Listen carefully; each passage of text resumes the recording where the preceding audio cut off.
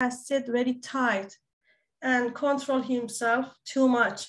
It doesn't mean that there is some projection that we should investigate first. Okay, so if we look at the defenses the patient used, what kind of defenses did he use? If I was, I investigate on projection first.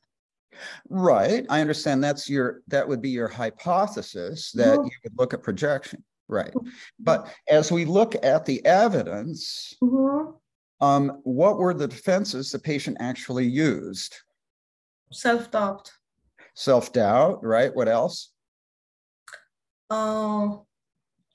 Self-doubt, repression. Well, self-attack. Yeah. Intellectualization. Yeah. Rationalization. And those defenses would be in which system of resistance? Isolation affect. Isolation of affect, right. Did he at any point in his words offer us a projection? Yeah, no. Yeah. No. Now, so in that sense, you had an interesting hypothesis, a plausible one, but we have to look at, were his verbal responses, okay, did we ever see projection in his verbal responses? And we didn't. No. Now, a patient, of course, could have a freeze reaction in response to projections, but this patient was quite tense for another reason. Because if his resistance system is isolation of affect, what is the pathway of anxiety discharge? Striated muscles. And the striated muscles would make him very tense. Yeah, exactly. Now, we didn't see much in terms of sign. We'll see more next time, because obviously Joanna will do more pressure. But when we saw this, right, that's a sign of what? Mobilizing. It's a sign of striated muscles. Striated muscle, yeah. And when the patient intellectualizes, intellectualization is the equivalent of striated muscle, yeah. That's right. We would, in fact, with fragile patients, if a fragile patient intellectualizes, we consider that the equivalent of a sigh. Exactly. Okay. Yeah. Now, so in this case, all the patient's defenses were an isolation of affect, and his anxiety was the striated muscles, and the tension would be the result of, great access to striated muscle tension. Yeah. Thank you.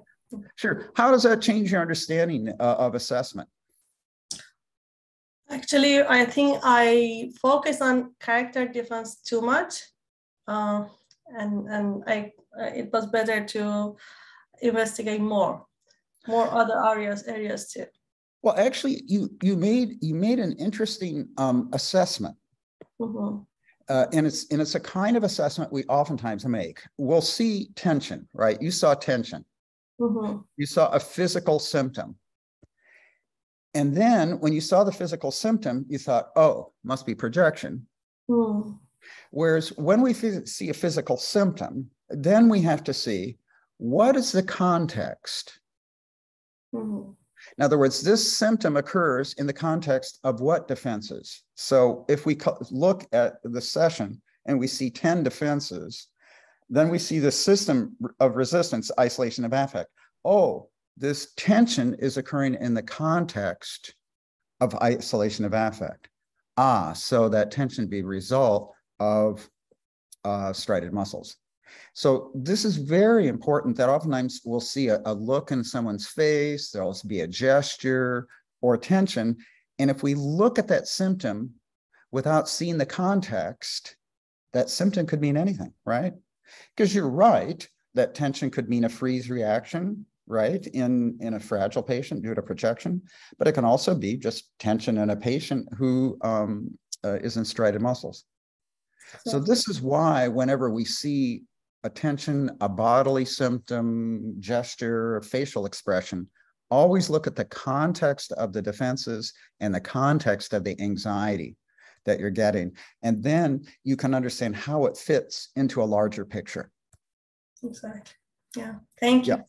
Thank you. That was a fabulous question. Yeah. Yeah. So what are some other questions coming up here?